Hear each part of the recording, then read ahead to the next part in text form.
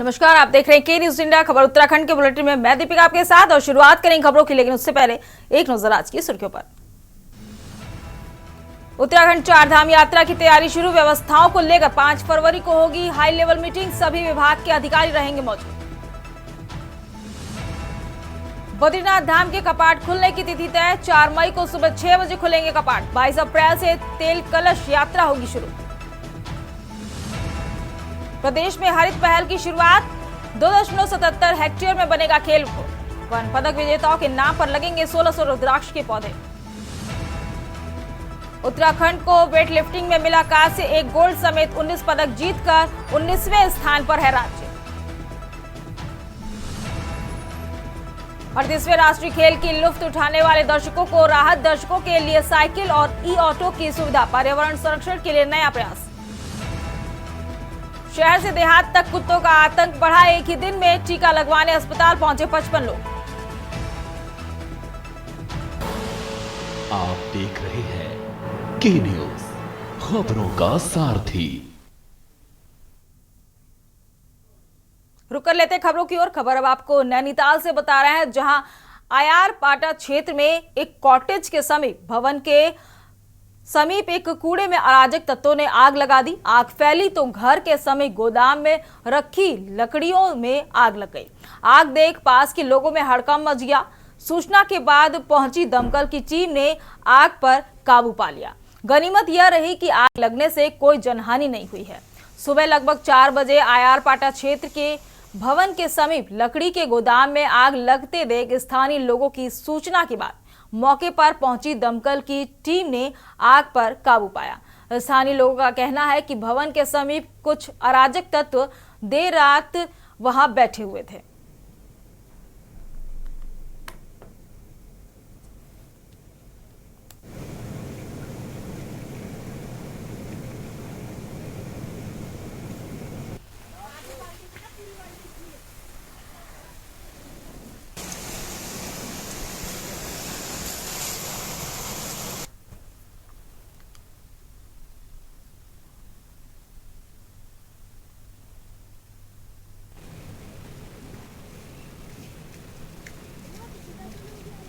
ये मैं करीब 12 साढ़े 12 बजे मेरी आँख खुली मेरी, तो मैं यहाँ को तो 4-5 लड़कों की आवाज़ आई ऊपर बोलने की मेरे को। अब नशेड़ी होते हैं, मैं तो बाहर को निकला नहीं मैं बिल्कुल भी। मैंने कहा सारे लड़ाई झगड़ा करते हैं ये। उसके बाद में हम सो गए फिर आराम से। उसके बाद में 2-2.5 घंटे बाद में आवाज़ भर की आवाज़ आई, तो हम बाहर निकले तो देखा तो पूरी ऊपर से आग लग रही है, ऊपर छत से फिर हमारे घर को आने लगी नीचे को। तो इतना ही देखा हमने, फिर उतने में फायर ब्रिगेड आ गई थी। फिर ये है सरस्वती वालों की है, वो दिल्ली में रहते हैं, वो सरस्वती वालों के भाई हैं वो। इसमें उन्हीं का सामान रखा था, गोदाम है उन्हीं का, मतलब लकड़ियाँ हकड़ियाँ बरोदा सब वही उन्हीं का सामान है, कंस्ट्रक्शन का सामान है उनका सारा। ये आयार पाटा जंगल में एक खाली पड़े हुए घर में आग लग गई थी। शायद ये नशा करने वालों की तरफ से आग लगाई गई थी। इसमें फायर ब्रिगेड की 2 गाड़ियाँ पहुँच गई थी, छोटी गाड़ियाँ, बड़ी गाड़ी का रास्ता नहीं था। हमने कंट्रोल कर लिया था और जल संस्थान को पानी खोलने के लिए बोला, तो काफ़ी देर बाद पानी खुला, लेकिन आग को पूरी तरीके से नियंत्रित कर लिया गया है। कोई जान और माल का नुकसान नहीं हुआ है। अब रुक कर लेते हैं अगली खबर का। अगली खबर आपको कोटद्वार से बता रहे हैं, जहां नगर निगम में हुए लाखों के घोटाले को लेकर नवनिर्वाचित मेयर शैलेंद्र सिंह रावत ने बड़ा बयान दिया है। शैलेंद्र सिंह रावत ने कहा है कि पूर्ववर्ती नगर निगम बोर्ड में जितने भी घोटाले हुए उन सभी की जांच कराई जाएगी और जो मामले कोर्ट में चल रहे हैं उन सभी की मजबूत पैरवी कराई जाएगी। मैं उनको अपने स्तर से देखूंगा। अभी तो निगम का जिस दिन चार्ज होगा शपथ के बाद, उनको सारी चीज़ों को नज़र डाली जाएंगी, प्रकाश डाला जाएगा कि क्या क्या है, क्या हुआ पीछे, कहाँ वो चल रहे हैं मुकदमे, न्यायालय की में चल रहे हैं तो उसको देखा जाएगा, मजबूती से उनकी पैरवी की जाएगी। निगम के स्तर से जो भी उचित होगा उस काम को करा जाएगा। बढ़ते हैं अगली खबर की ओर। अगली खबर आपको हल्द्वानी से बता रहे हैं, जहां सरकारी विभागों के आम आदमी पर छोटे छोटे बकायों पर भी नोटिस और आरसी की कार्रवाई कर राजस्व की वसूली की जाती है, लेकिन दूसरों को कानून और नियमों का पाठ पढ़ने वाला सरकारी विभाग का ही करोड़ों रुपए दबा कर बैठा है। जहां 22 सरकारी विभाग जल संस्थान के पीने के पानी का 8 करोड़ 47 लाख का बिल जमा नहीं किया ऐसे में अब जल संस्थान नोटिस और मुनादी करवाने की कार्रवाई कर रहा है। बकायदा दारों में पहले नंबर पर वन विभाग है, जहां 3 करोड़ 51 लाख का बकाया है। इसके अलावा सिंचाई विभाग को सबसे अधिक 1 करोड़ 84 लाख और नगर निगम हल्द्वानी पर 1 करोड़ 3 लाख की राशि अदा करनी है। लोक निर्माण विभाग पर 63 लाख, चिकित्सा विभाग पर करीब 24 लाख और वहीं पुलिस विभाग पर 19 लाख रकम बताई जा रही है। और इसके अलावा रेलवे, दूरसंचार विभाग, पशुपालन विभाग, जिला सैनिक कल्याण बोर्ड के अलावा सहित 22 विभागों पर 8,047 रुपए का बकाया बताया जा रहा है। इसके अतिरिक्त 1 करोड़ से अधिक की देनदारी घरेलू और व्यावसायिक उपभोक्ताओं पर भी है।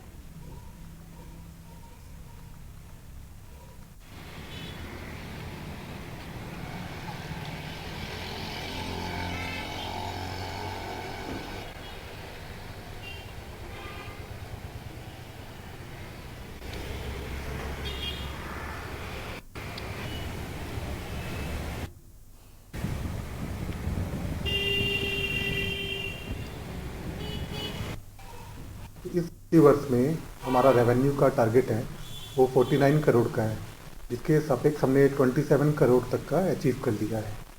इसमें जो हमारे यहाँ शाखा में बकायेदार चल रहे हैं, इसमें गवर्नमेंट की ओर से एक स्कीम आई है। इसमें जो भी विलम्ब शुल्क है, चाहे घरेलू हो या व्यावसायिक हो, उसमें 100% छूट मिल रही है, जिसका लाभ अभी तक वर्तमान में 500 उपभोक्ताओं ने प्राप्त किया है। इसकी जो धनराशि है लाभ की 25 लाख रुपए की धनराशि का लाभ ले चुके हैं। सरकारी विभाग में हमारे मुख्यतः 22 विभाग हैं, जिनमें 8 करोड़ 41 लाख का बकाया चल रहा है। इसके लिए हम लोग अपने जो विभिन्न सेंटर हैं यहाँ पर, राजस्व संग्रह केंद्र है, जैसे काठगोदाम में, ऊंचापुल में, ट्रांसपोर्ट नगर में, हल्द्वानी पे, यहाँ पर भी हम लोग लाभ दे रहे हैं, जो भी छूट चल रही है उसका। साथ ही हम लोग आने वाले समय में कैंप लगा रहे हैं और इसका अनाउंसमेंट भी करवा रहे हैं जगह जगह पे।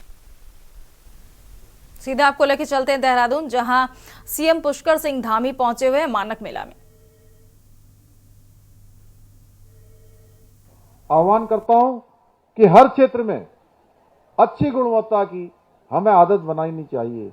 हमारी डेली हैबिट्स में अच्छी गुणवत्ता शामिल होनी चाहिए। अगर हम गुणवत्ता को, क्वालिटी को अपनी आदत बना लेंगे तो न केवल हम विश्व के मानकों पर खरे उतरेंगे, बल्कि एक समय ऐसा आएगा जब हमारे उत्पाद वैश्विक मानक तय करेंगे।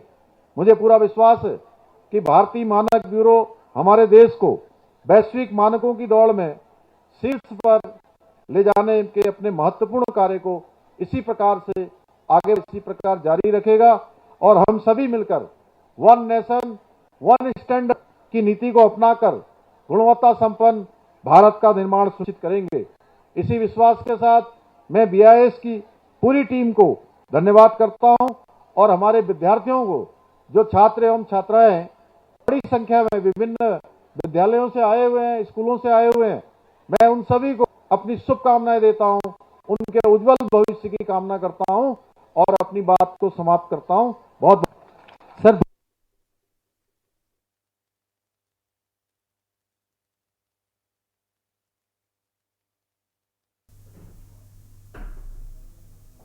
उच्च मानक स्थापित करना प्रयास कर रहे हैं, जिससे हमारे उत्पाद वैश्विक स्तर पर प्रतिस्पर्धा कर सके।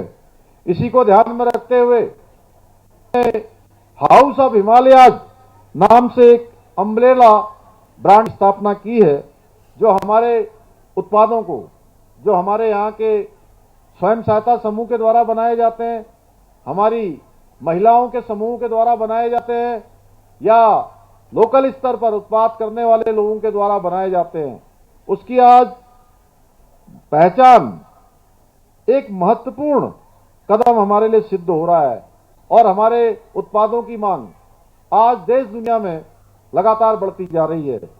भाइयों बहनों, मानकीकरण केवल औद्योगिक और व्यापारिक उत्पादों तक ही सीमित नहीं है, बल्कि हमारे रोजमर्रा के जीवन को सुरक्षित और स्वस्थ बनाने के लिए भी अत्यंत आवश्यक है।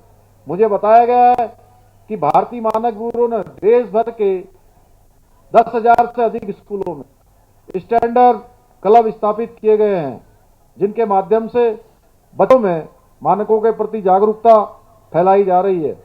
साथ ही ब्यूरो ने लगभग 100 प्रतिष्ठित शैक्षिक संस्थानों के साथ एमओयू साइन किए हैं, जिसमें उत्तराखंड के भी 4 संस्थान शामिल हैं। मैं BIS की सराहना करता हूं कि वो ग्राम पंचायत स्तर तक मानकों के महत्व को आदरणीय प्रधानमंत्री जी का संकल्प है।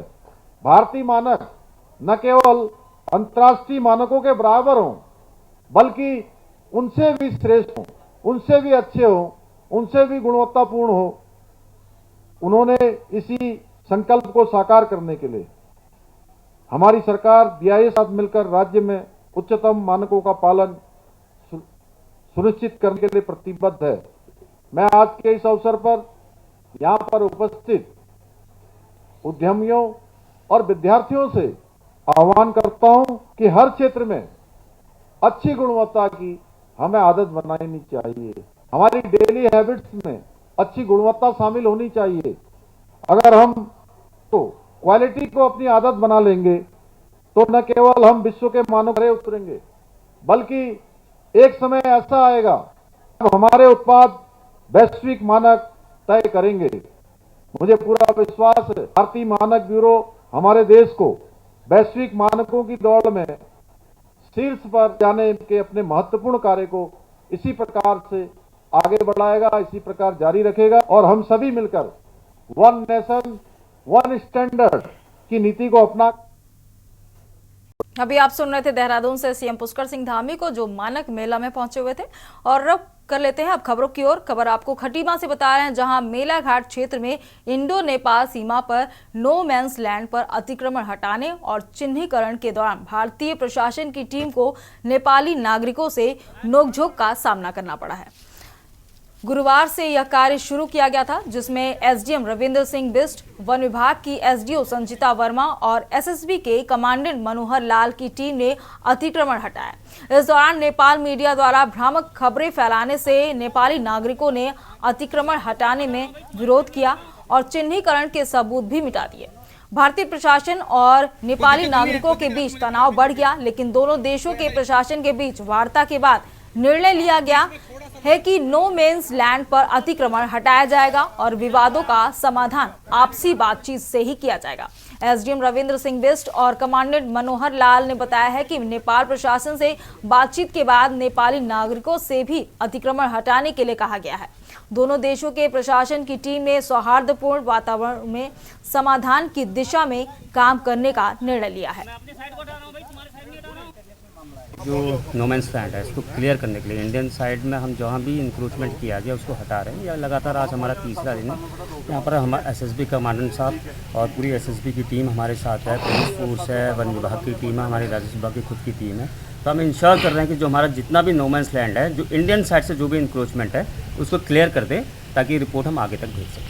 लेकिन नेपाली मीडिया के कुछ पत्रकार में से बोल रहे थे कि आपने बिना बताए ये सब कर दिया है। उनके विधायक जी भी आए थे, तो हमने उनको समझा था कि भाई नो मैंस लैंड किसी का एरिया नहीं होता। 10 गज इधर 10 गज उधर, यहाँ पर जीरो एक्टिविटी जोन होता है, जहाँ पर कोई भी ना नेपाली साइड से ना इंडियन साइड से कुछ भी काम किया जा सकता है। तो लिहाजा उसको हम सिक्योर कर रहे हैं। तो वो आप बात समझ गए थे, और अगर जरूरत पड़ेगी तो नेपाली अथॉरिटी से हम नेगोशिएशन टेबल में बात भी कर लेंगे। जिला प्रशासन द्वारा सभी एजेंसीज के साथ, फॉरेस्ट के साथ, पुलिस के साथ और एसएसबी के प्रतिनिधियों के साथ सर्वे किया जा रहा है। जो no man's land Indian side वाली नो मैंस लैंड है उसको क्लियर करवाया जा रहा है। नेपाल की मीडिया में जो आ रहा है वो लोगों को भ्रमित करने के लिए है। आज भी हमारी बात हुई है पब्लिक के साथ में, तो पब्लिक ने इस चीज़ को अप्रिशिएट किया है कि उनके साथ कुछ गलतफहमी हो गई थी।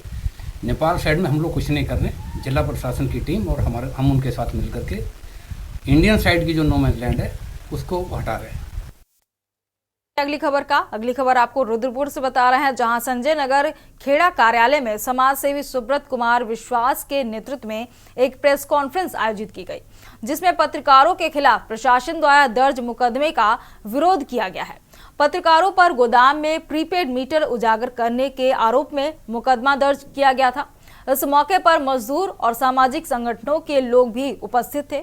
समाज सेवी सुब्रत कुमार विश्वास ने कहा है कि यदि 8 तारीख तक मुकदमा वापस नहीं लिया गया तो सामूहिक रूप से गिरफ्तारी दी जाएगी। पूर्व पार्षद विकास मलिक ने भी कहा है कि पत्रकारों को सच उजागर करने से रोकना संविधान के चौथे स्तंभ पर हमला है। वहीं आम आदमी पार्टी के विधानसभा अध्यक्ष धर्मेंद्र सिंह और मजदूर नेता वीरेंद्र कुमार ने भी पत्रकारों के खिलाफ दर्ज मुकदमे की निंदा की है। सुब्रत कुमार विश्वास ने चेतावनी दी है कि यदि प्रीपेड मीटर लगाए गए तो वे भाजपा सरकार और प्रशासन के खिलाफ धरना देंगे।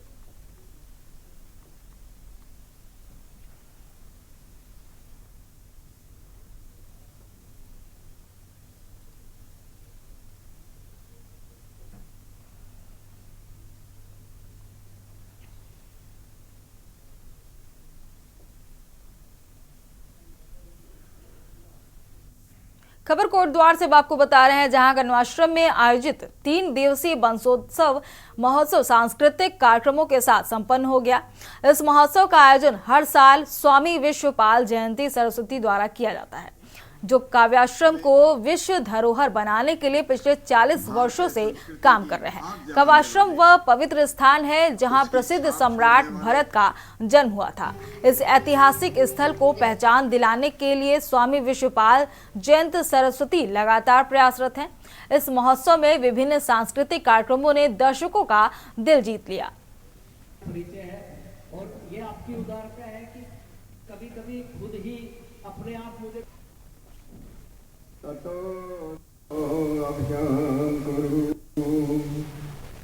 में भारतीय संस्कृति की मेरा तो जब पहली बार कन्वाश्रम में मैं आया था तो मुझे ऐसा लगा मैं पहला जन्म मेरा यहीं हुआ है, और तब से लेके मेरी अब तक यही इच्छा है कि मैं इसको पूर्णतः विश्वविख्यात बनाऊंगा। और अब मुझे लगता है समय आया है कि ये धीरे धीरे बढ़ेगा। लोगों की विचारधारा हरी है और मैंने तो ये विचार किया है, सरकार यदि कुछ करेगी ठीक है, नहीं करेगी मैं तो सन्यासी हूँ। एक एक रुपया भी इकट्ठा करना करोड़। भीम विश्वपाल जैन जी ने अपना जीवन जो है ब्रह्मचर्य में लगाया, समाज के लिए दिया। ये बड़ा गौरव की बात है और समाज को कुछ न कुछ देने का काम उनका अपना योगदान रहा। इसके लिए हम बुरी बुरी प्रशंसा करते हैं, उनको बधाई देते हैं। हर वर्ष जो है ये बसंत पंचमी के अवसर पर जो है ये कार्यक्रम इनका 2 दिवसीय 3 दिवसीय होता रहता है। इससे बच्चों की गतिविधियाँ यहाँ पर प्रस्तुतियाँ, गतिविधियाँ, खेल की गतिविधियाँ, व्यायाम की गतिविधियाँ, सारी चीज़ें यहाँ पे की जाती हैं। बढ़ते हैं अगली खबर की ओर। अब आपको खबर बता रहे हैं उधम सिंह नगर से, जहां नानक मत्ता थाना क्षेत्र में पुलिस ने स्मैक तस्कर को मुठभेड़ के दौरान अवैध तमंचे, कई कारतूस के साथ गिरफ्तार किया है। स्मैक तस्कर ने पूछताछ में पुलिस को कई महत्वपूर्ण जानकारी दी है। पूरे मामले के अनुसार एसएसपी उधम सिंह नगर मणिकांत मिश्रा से मिली जानकारी के अनुसार बीती शाम नानक मत्ता पुलिस ने मुठभेड़ में एक आरोपी भूपेंद्र सिंह उर्फ राजू गिरफ्तार किया गया है। बरामद स्मैक की कीमत अंतर्राष्ट्रीय बाजार में लाखों में आंकी गई है। थानाध्यक्ष द्वारा रूटीन की चेकिंग की जा रही थी, जिसमें गिधौर गांव के पास एक संदिग्ध व्यक्ति जो मोटरसाइकिल सवार था, उसे रोकने का प्रयास किया गया। वो न रुककर भागने लगा, अपनी मोटरसाइकिल छोड़कर वह जंगल की तरफ निकल गया और निकलते समय उसने पुलिस पर फायर किया। जवाब में पुलिस ने भी फायर किया, जिसमें वह घायल हुआ और उसे अस्पताल ले आया गया। पूछताछ में पता चला कि इसका नाम भूपेंद्र उर्फ राजू है और यह पुलिस के एनडीपीएस में मुकदमे जो दर्ज हुए थे उसमें वांछित था। अभी उससे और पूछताछ की जा रही है, कल इसे न्यायालय के समक्ष प्रस्तुत किया जाएगा। रुक करते हैं अगली खबर की ओर। उत्तराखंड में मौसम ने एक बार फिर बदलाव देखने को मिलेगा। मौसम वैज्ञानिक रोहित थपलियाल की माने तो पश्चिम विक्षोभ सक्रिय होने से 3 फरवरी की रात से प्रदेश में बारिश होने की संभावना है, जबकि 4 फरवरी को उच्च हिमालय क्षेत्र में 3000 मीटर से ऊपर बर्फबारी हो सकती है। वहीं निचले इलाकों में बिजली चमकने के साथ गर्जना की संभावना जताई जा रही है, जबकि देहरादून, हरिद्वार, पौड़ी, टिहरी, उधम सिंह नगर और नैनीताल में हल्की बारिश की संभावना है। 5 फरवरी को भी प्रदेश में मौसम का मिजाज बदला हुआ रहेगा, लेकिन 6 फरवरी के बाद मौसम शुष्क रहेगा।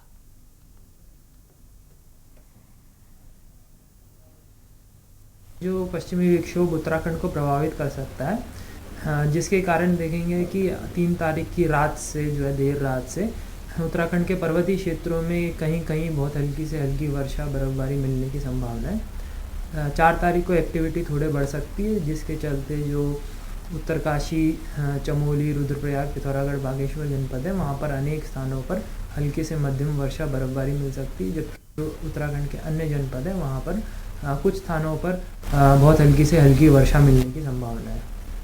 5 तारीख को जो है एक्टिविटी कम हो जाएगी, जिसके चलते जो उत्तरकाशी, देहरादून, चमोली, पिथौरागढ़ जनपद है वहाँ पर कहीं कहीं बहुत हल्की से हल्की वर्षा बर्फबारी मिल सकती है।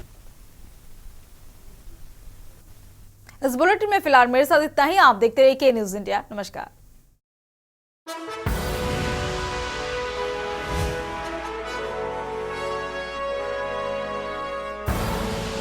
आप देख रहे हैं के न्यूज़, खबरों का सार।